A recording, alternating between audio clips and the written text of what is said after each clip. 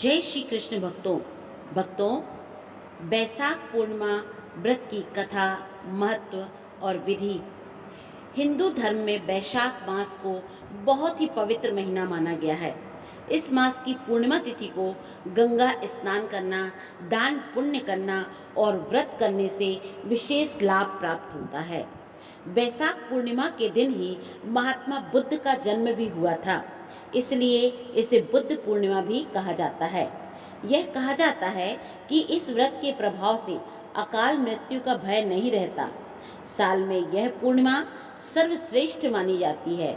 इस दिन को बैसाख स्नान और भगवान शिव के मंदिर में लगी जलधारा को पूर्ण करके अर्चना करनी चाहिए।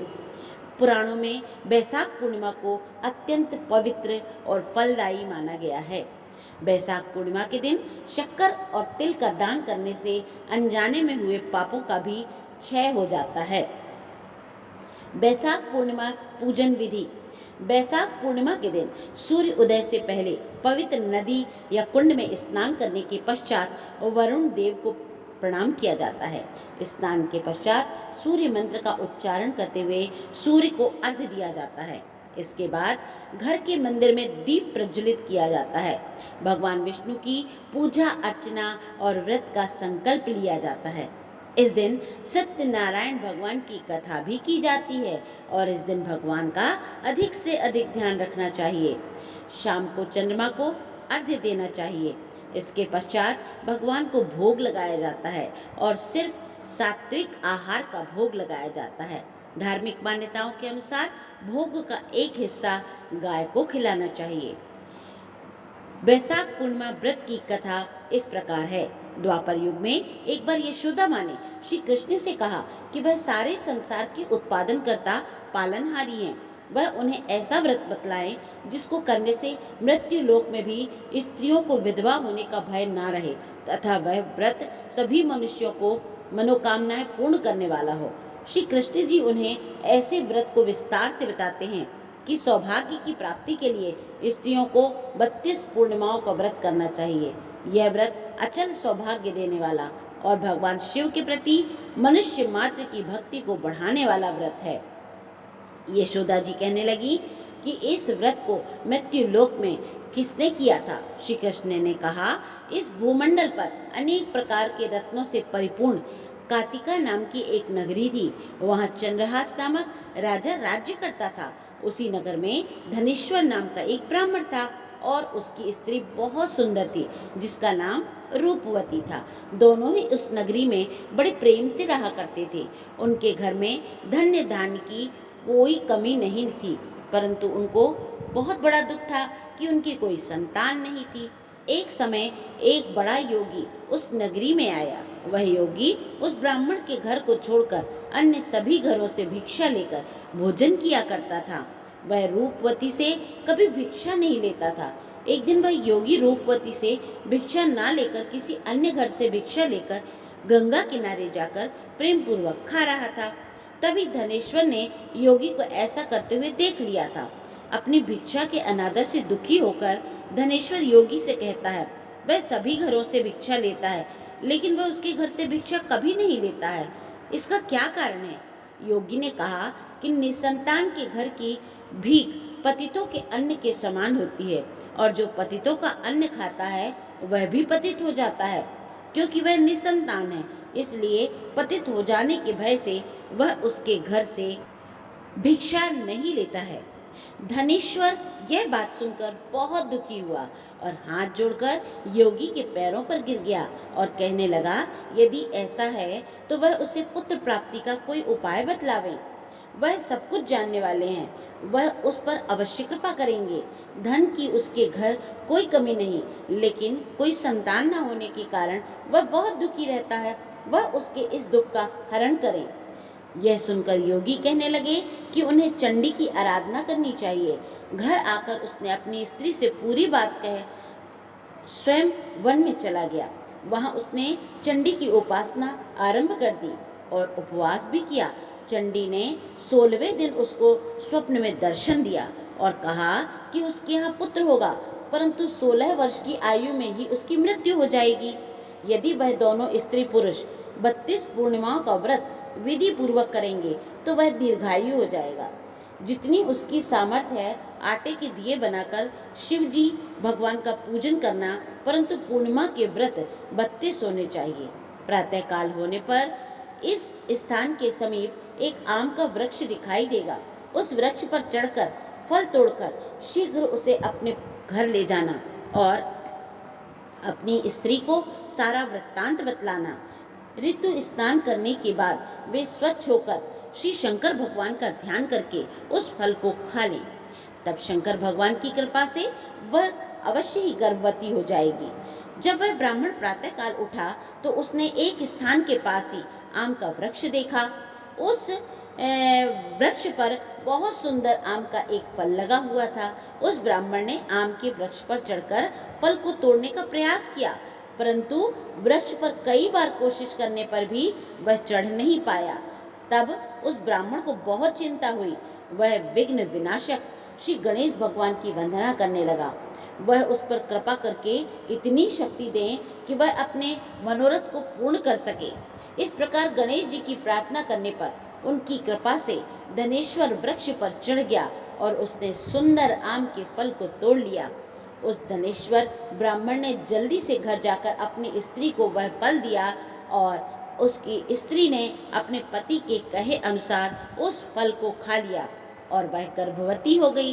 देवी जी की असीम कृपा से एक अत्यंत सुंदर पुत्र उनके यहाँ उत्पन्न हुआ, जिसका नाम उन्होंने देवी दास रखा। बालक शुक्ल पक्ष के चंद्रमा की भांति अपने पिता के घर में बड़ा होने लगा। भगवान की कृपा से वह बालक बहुत ही सुंदर, सुशील, विद्या पढ़ने में बहुत ही निपुण हो गया। दुर्गा जी की आज्ञा के अनुसार उसकी माता ने 32 पूर्णमासी का व्रत रखना आरंभ कर दिया, जिससे उसका पुत्र बड़ी ही आयु वाला हो जाए। 16वां वर्ष लगते ही देवी दास के माता पिता को बहुत चिंता हो गई, कहीं उसके पुत्र की इस वर्ष मृत्यु ना हो जाए। उन्होंने अपने मन में विचार किया, यदि यह दुर्घटना उनके सामने हो गई तो वह कैसे सहन करेंगे। इसलिए उन्होंने देवी दास के मामा को बुलाया और कहा कि उनकी एक बहुत बड़ी इच्छा है। देवीदास 1 वर्ष तक काशी में जाकर विद्या का अध्ययन करे और उसको अकेला भी नहीं छोड़ना चाहिए, इसलिए वह साथ चले जाएं और 1 वर्ष के बाद इसे वापस ले आएं। तब सारा प्रबंध करके उनके माता पिता ने देवीदास को एक घोड़े पर बैठाकर उसके मामा के साथ ही विदा कर दिया, परंतु यह बात उन्होंने मामा या किसी और को नहीं बताई। धनेश्वर ने अपनी पत्नी के साथ माता भगवती के सामने मंगल कामना तथा दीर्घायु के लिए भगवती की आराधना, पूर्णमासियों का व्रत करना आरंभ कर दिया। इस प्रकार बराबर 32 पूर्णमासी व्रत को उन्होंने पूर्ण किया। कुछ समय के पश्चात एक दिन वह दोनों मामा और भांजा रात बिताने के लिए एक गांव में ठहरे थे। वहां पर एक ब्राह्मण के सुंदर लड़की का विवाह होने वाला था, जहां बारात रुकी हुई थी। इसके पश्चात लड़की देवीदास के साथ विवाह करने के लिए कहती है, लेकिन देवीदास अपनी आयु के बारे में बताता है और कहता है उसकी आयु बहुत कम है। लड़की ने कहा, जो गति उसकी होगी वही उसकी भी होगी। इसके पश्चात देवीदास और उसकी पत्नी दोनों ने भोजन किया। सुबह देवीदास ने अपनी पत्नी को 3 नगों से जड़ी हुई एक अंगूठी रूमाल दिया। बोला, उसका मरण और जीवन देखने के लिए एक पुष्प वाटिका बना ले, और यह भी कहा कि जिस समय और जिस दिन उसके प्राणों का अंत होगा यह सारे फूल सूख जाएंगे, और जब यह फिर से हरे हो जाएं तो जान लेना कि वह जीवित हो गया है। भगवान श्री कृष्ण कहते हैं कि इस प्रकार देवीदास काशी विद्या अध्ययन के लिए चला गया। जब कुछ समय बीत गया तो काल के प्रेरित होकर एक सर्प रात के समय उसको डसने के लिए वहां पर आया। उस विषधर के प्रभाव से उसके शयन का स्थान चारों ओर से विष की ज्वाला से विषैला हो गया, परंतु व्रत के प्रभाव से उसको काट नहीं पाया, क्योंकि पहले ही उसकी माता ने 32 पूर्णमासियों का व्रत कर रखा था।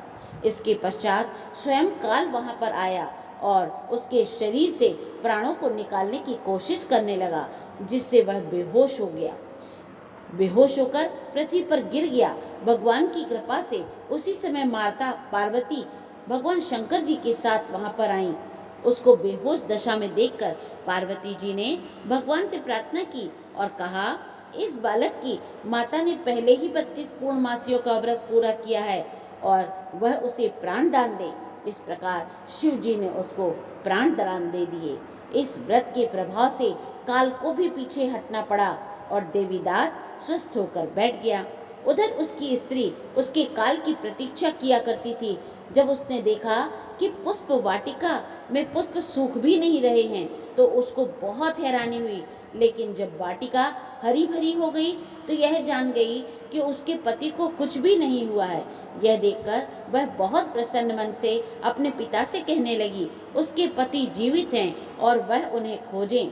जब 16वां साल बीत जाने पर देवीदास अपने माता के साथ काशी से वापस चला गया। उधर उनके ससुर घर में उनको खोजने के लिए जाने वाले ही थे कि वह मामा भांजा वहां आ गए। उनको आया हुआ देखकर उनके ससुर को बहुत प्रसन्नता हुई और वह प्रसन्नता के साथ उन्हें अपने घर ले आए। उस समय नगर के निवासी भी वहां इकट्ठे हो गए और कन्या ने भी लड़के को पहचान लिया था।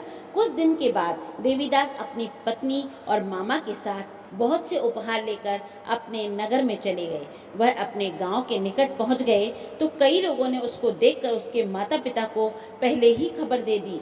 उनका पुत्र देवीदास अपनी पत्नी और मामा के साथ आ रहा है। ऐसा सुनकर उनके माता पिता अत्यंत खुश हुए।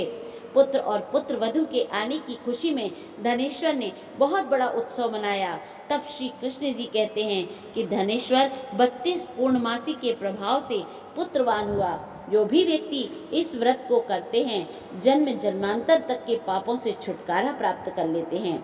बैसाख पूर्णिमा का महत्व, इस दिन का बहुत अधिक महत्व होता है। इस दिन दान करना अत्यंत शुभ माना जाता है। इस दिन किए गए दान का कई गुना ज़्यादा फल प्राप्त होता है।